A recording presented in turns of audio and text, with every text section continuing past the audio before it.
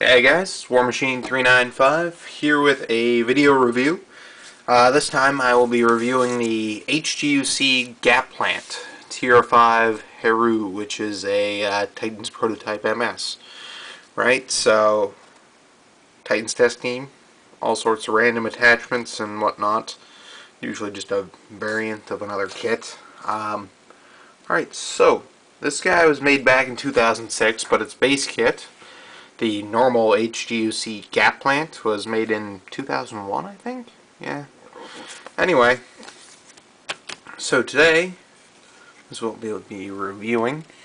Alright, so he's pretty dang big. Few things to mention before I get going. This guy has a parts count that's on par with some of the simpler master grades. So just kind of keep that in mind if you're thinking about buying him and you're wondering why it costs so much. That's why. Yeah, so anyway, massive part count. Let's see, so we'll go over some articulation and stuff. He isn't overly articulated, but he looks awesome, so you can kind of get over that pretty easy. Alright, so the head is wedged in there pretty dang tight, so you're not going to get much. It kind of bobs forward and back. See if you can see that. Just barely at all. Like, it's wedged in a hole. So, not much.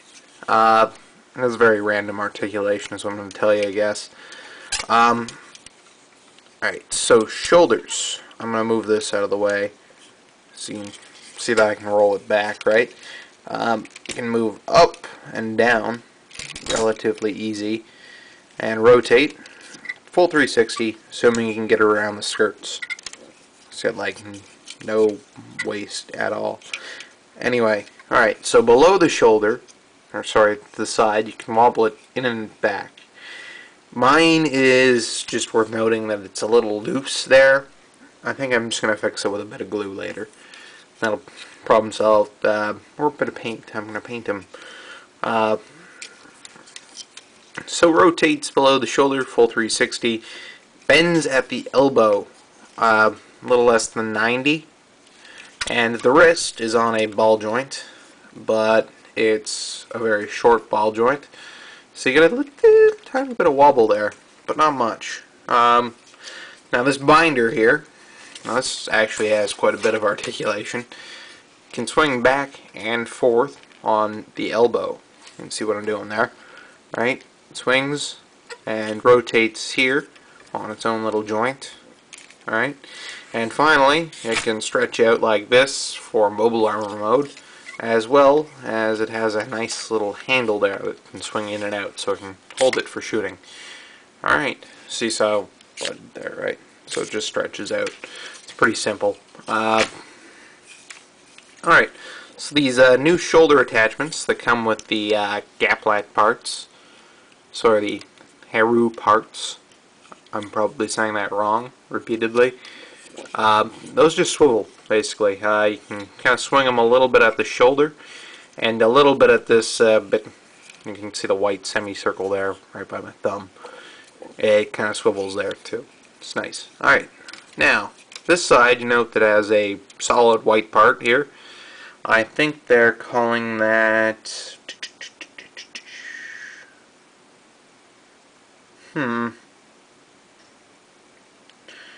Overall, they're calling these attachments the Hrairoo 2. And I'm sure I just pronounced that horrendously. Anyway, I think you have the spread beam in this shoulder and an eye field in this shoulder. Now, so this one houses a beam cannon, right? So it kind of swings open like that, like a mouth. It's kind of cool. It's like a shark's mouth. Right? That's kind of neat. Now on the back, we're going to show some stuff back here, just because we can. You'll note this swings up and down very easily. And the thrusters, these bottom set, 3, you can see where they're swinging back and forth too. This tiny piece of armor back here also swings. That is for the transformation, so you can't really see it with my hands in there. Anyway, Then you have this nice hidden arm back here attached to the back skirt, which has 3 joints and a method to hold on to something like the shield booster. You can see the shield bit, right? That goes on the underside of most HGUC shields. And they can just hold on to it like that. Say like that. It's kind of ridiculous, right? It's also worth noting that this can actually move around. You can unpeg it from the back skirt, and you can see where it can fit into the Hrairoo parts. Alright? And carry the rifle with it the entire time. Alright? So we're going to detach that for now and set it over there somewhere so I can cover the rest of this guy without too much trouble. Alright, the front skirts, they move like 10 degrees before they're no longer movable. Waist articulation, non-existent, I think is the way you want to hear that. The back skirt moves probably about 45-ish, maybe. It moves more than the rest, anyway. The side skirts, I'll show you here, are interesting in the sense that they prevent the front skirts from moving back. So, you can see that there, not a lot. Hopefully keeping the arms out of the way. The front legs are on a ball joint, so they swing forward that much, and they swing back far more. That's it. Knee bend's got 2 joints, but gets a grand total of 90 because of the shape of the legs. The feet are also on a ball joint, so they can move forward and back. The toe is on a peg, so it can swing down for transformation, and this nice little piece of armor swings down with it. And the foot guard bit, I want to call it that, swings down as well.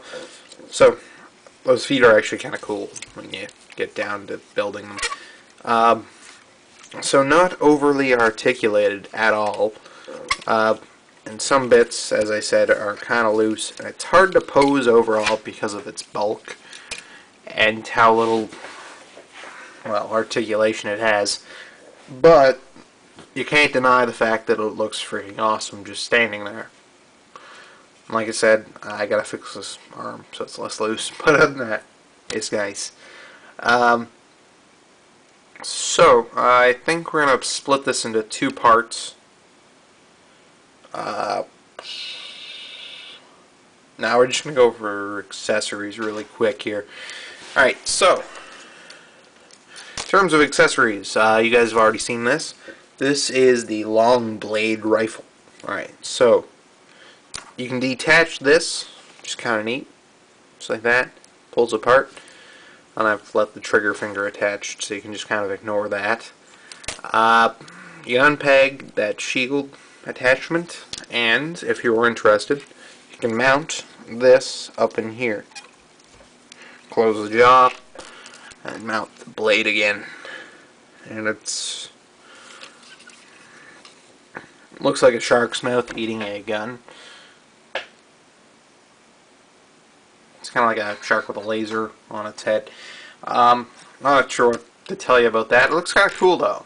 That's all I got. Anyway, so you saw the hidden arm earlier, and as I said, you can attach that to any of the 3 points in there. Actually, I think you can actually peg it in on the underside of the front skirts and the back skirts as well.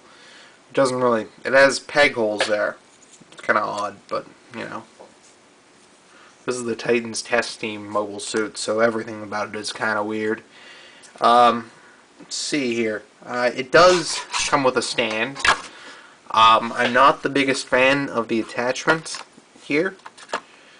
The place in the crotch, basically, that it attaches to is on a hinge, so it can still use it during transformation.